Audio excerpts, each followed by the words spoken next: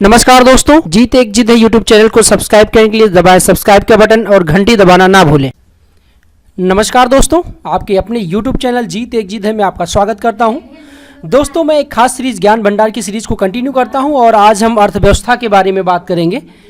और point number 14 1 से 13 point तक हमने डिस्कस कर लिया। आज दूसरा पार्ट है अर्थव्यवस्था का, जिसमें पॉइंट नंबर 14 है भारत की राष्ट्रीय आय में तृतीय क्षेत्र का सर्वाधिक योगदान है। जी हाँ दोस्तों, भारत की नेशनल इनकम में टर्सरी फील्ड यानी तृतीय क्षेत्र, इसको हम सर्विस सेक्टर भी कहते हैं, सेवा क्षेत्र। ठीक है दोस्तों, सेवा क्षेत्र में व्यापार, यातायात, वित्त, लोक प्रशासन, न्याय और शिक्षा और बहुत सारे अन्य सर्विस सेक्टर में आते हैं। दोस्तों, आप लोग की जानकारी के लिए बता दूं कि इसमें 2 सेक्टर और हैं। नंबर 1 प्राथमिक क्षेत्र, प्राइमरी सेक्टर। नंबर 2 द्वितीय क्षेत्र, सेकेंडरी सेक्टर। राइट, प्राथमिक क्षेत्र में कृषि, पशुपालन और मछली पालन सम्मिलित हैं और द्वितीय क्षेत्र में विनिर्माण, इंफ्रास्ट्रक्चर शामिल है। जी हाँ दोस्तों, ये भारतीय अर्थव्यवस्था के 3 सेक्टर हैं, primary sector, secondary sector and service sector. Right, तो सर्विस सेक्टर का भारत की राष्ट्रीय आय में सर्वाधिक योगदान है। पॉइंट नंबर 15, भारत में रत्न एवं आभूषणों के निर्यात में तरासे हुए हीरा। जी हाँ दोस्तों, पॉइंट नोट कीजिएगा, तरासे हुए हीरा का अंश सर्वाधिक है। भारत कुछ वस्तुओं को निर्यात करता है, कुछ वस्तुओं को आयात करता है। तो अगर हम रत्न और आभूषण, जीम्स के सेक्टर में देखें तो जो तरासा हुआ हीरा है उसमें भारत का अंश जो है, यानी भारत जितना भी निर्यात करता है उसमें तरासे हुए हीरे का अंश ज़्यादा है। दोस्तों, आप लोग की जानकारी के लिए बता दूं कि विश्व का दूसरा सबसे बड़ा सोना उपभोक्ता है भारत।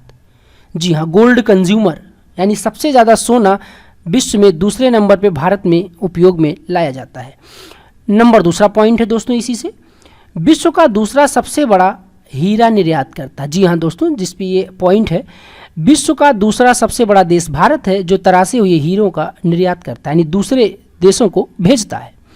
पॉइंट नंबर 16 पे आते हैं, कपड़ा उद्योग भारत को अधिकतम रोजगार प्रदान करता है। जी हाँ दोस्तों, सूती वस्त्र उद्योग के नाम से भी इसे जानते हैं। तो भारत का एकमात्र जो सबसे ज़्यादा रोजगार प्रदान करता है वो कपड़ा उद्योग है।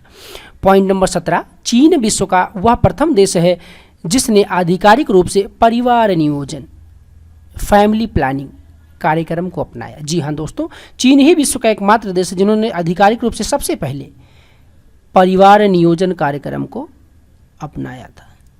ठीक है दोस्तों, जैसा कि भारत में है टैगलाइन हम दो हमारे दो, ठीक उसी प्रकार से चाइना ने भी एक फैमिली प्लानिंग किया था सबसे पहले। जी हाँ दोस्तों, अगर हम भारत में देखते हैं तो भारत में स्वतंत्रता के पश्चात वर्ष 1949 में परिवार नियोजन कमेटी का गठन किया गया था और अपने देश भारत में सन 1952 में परिवार नियोजन को लागू किया गया था। जी हाँ दोस्तों, आगे चलते हैं दोस्तों, अगर मेरी वीडियो अच्छी लग रही हो तो इस वीडियो को लाइक कीजिए और मेरे चैनल जीत एक जिद है को सब्सक्राइब कीजिए और घंटी का बटन जरूर दबाइए ताकि समय पे आपको अपडेट मिलता रहे। आगे चलते हैं दोस्तों, पॉइंट नंबर 18,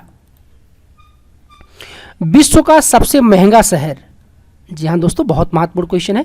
विश्व का सबसे महंगा शहर टोक्यो है।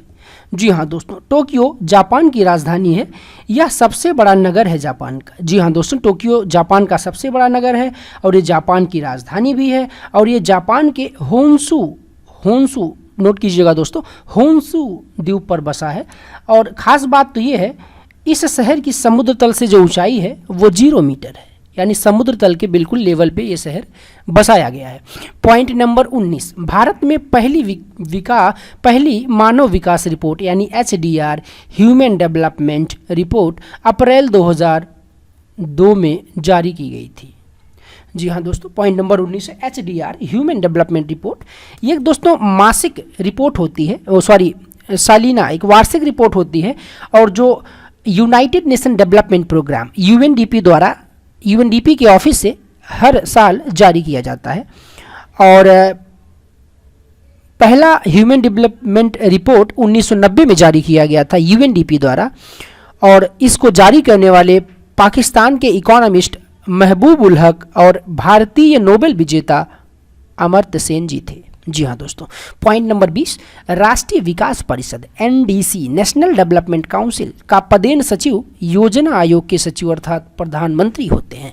वैसे दोस्तों मैं आप लोगों के लिए जानकारी के लिए बता दूं, योजना आयोग अब भंग कर दिया गया, योजना आयोग का समापन करके नीति आयोग इसी के स्थान पर गठित किया गया है, जो सभी कार्य योजना आयोग का नीति आयोग ही देखती है। ठीक है दोस्तों, ये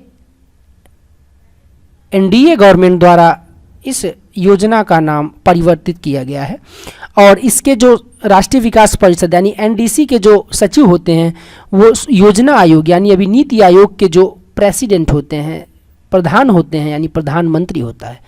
ठीक है दोस्तों, राष्ट्रीय विकास परिषद के बारे में दोस्तों आप लोगों को बता देता हूं कि इसमें प्रधानमंत्री पदेन सचिव होते हैं और इसमें सभी कैबिनेट मंत्री, सभी मुख्यमंत्री और केंद्र शासित प्रदेशों के प्रशासक तथा नीति आयोग के जितने भी सदस्य हैं सभी इस परिषद का सदस्य होते हैं।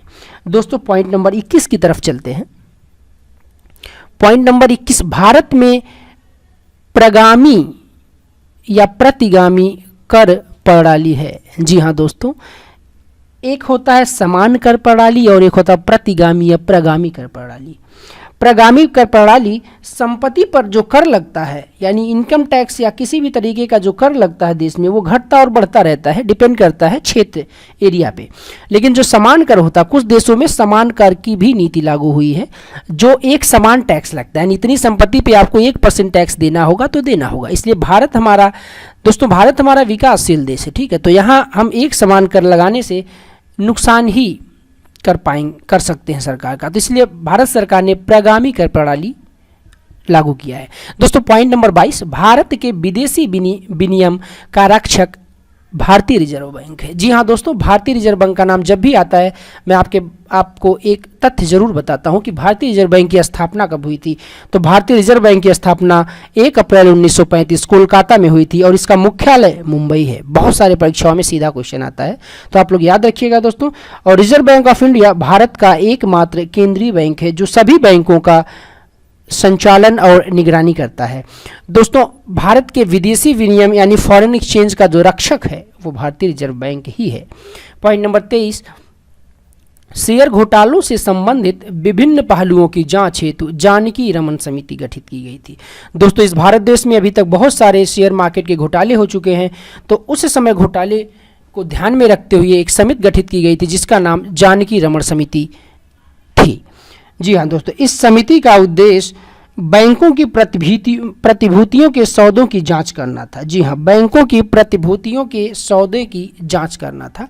पॉइंट नंबर 24, विश्व व्यापार संगठन। विश्व व्यापार संगठन WTO यानी वर्ल्ड ट्रेड ऑर्गेनाइजेशन का गठन 1 जनवरी 1995 में हुआ था। जी हाँ दोस्तों, WTO का गठन 1 जनवरी 1995 को हुआ था और इसका मुख्यालय जिनेवा स्विट्जरलैंड में है। आगे चलते दोस्तों, और इस वीडियो का आखिरी क्वेश्चन होगा, भारत में अनवरत योजना 1978 से 1983 अवधि के लिए बनाई गई थी यानी रोलिंग प्लान। ठीक है, रोलिंग प्लान। ये अनवरत योजना 1978 से 1983 में जनता पार्टी सरकार द्वारा शुरू की गई थी और जिसके अनवरत योजना के जनक डॉक्टर गुरनार मेंडल और प्रोफेसर रैगनर फ्रिश थे। जी हाँ दोस्तों, वीडियो को अंत तक देखने के लिए धन्यवाद दोस्तों। वीडियो कैसी लगी, अगर वीडियो अच्छी लगी हो तो इस वीडियो को लाइक कीजिए और अगर कोई डाउट हो, मुझसे कोई गलती हो गई हो तो उसको कमेंट सेक्शन में जाके बताइए और इस वीडियो को उन सभी दोस्तों के पास पहुंचाइए जिन्हें इस वीडियो की सख्त ज़रूरत है। मेरे YouTube चैनल जीत एक जिद है को सब्सक्राइब करने के लिए सब्सक्राइब का बटन दबा के और घंटी का बटन जरूर दबाइए दोस्तों। धन्यवाद दोस्तों, जय हिंद। जीत एक जिद है YouTube चैनल को सब्सक्राइब करने के लिए दबाएं सब्सक्राइब का बटन और घंटी दबाना ना भूलें।